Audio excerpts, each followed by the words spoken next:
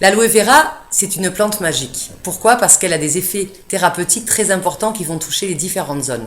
Mais ce qu'il faut savoir à la base de tout, c'est que je m'engage sur 2 produits. Soit le mucilage qui est issu des feuilles que vous venez de couper de votre aloe vera, soit, si vous optez pour le commerce, seulement de la pulpe d'aloe vera stabilisée à froid et bien sûr qui n'est pas traitée avec des produits chimiques, ni pesticides, ni engrais.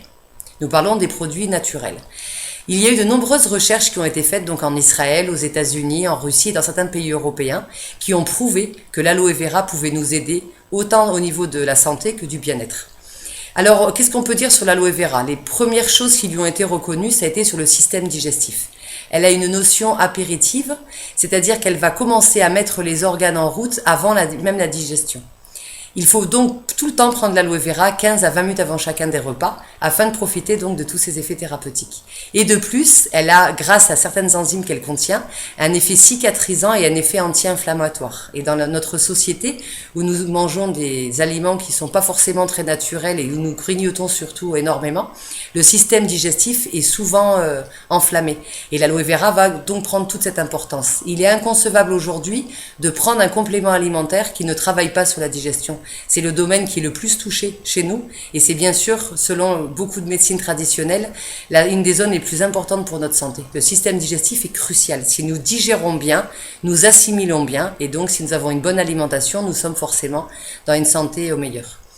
Et puis là où l'aloe vera va jouer un rôle aussi très important, ça va être du côté nutritionnel.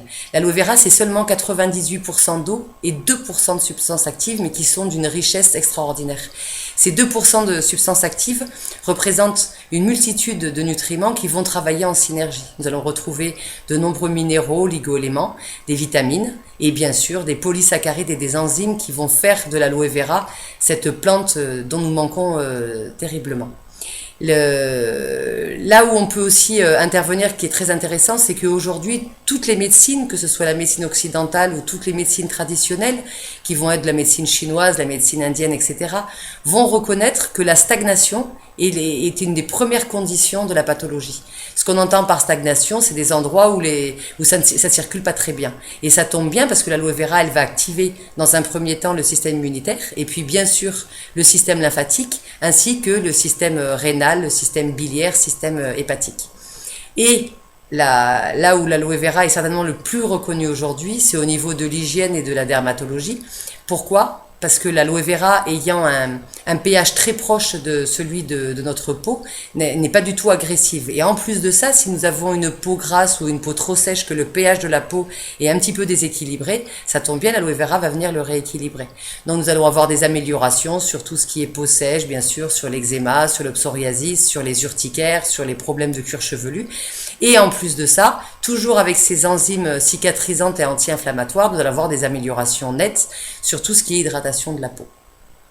Aujourd'hui, nous avons donc présenté de manière assez succincte les effets thérapeutiques de l'aloe vera et seulement ceux qui étaient prouvés scientifiquement.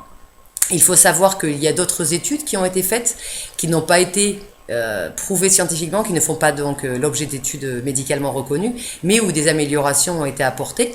Et de plus, je vais faire des vidéos qui vont être plus approfondies sur certains systèmes, comme le système digestif, le système de la peau, le système lymphatique, où nous pourrons retrouver en détail là où l'aloe vera peut nous être utile, là où elle peut nous aider, pour que chacun puisse avoir une idée réelle de ce qu'est l'aloe vera. Mais je rappelle, l'important est d'avoir un produit cru et vivant, afin de pouvoir bénéficier de tous ces effets thérapeutiques.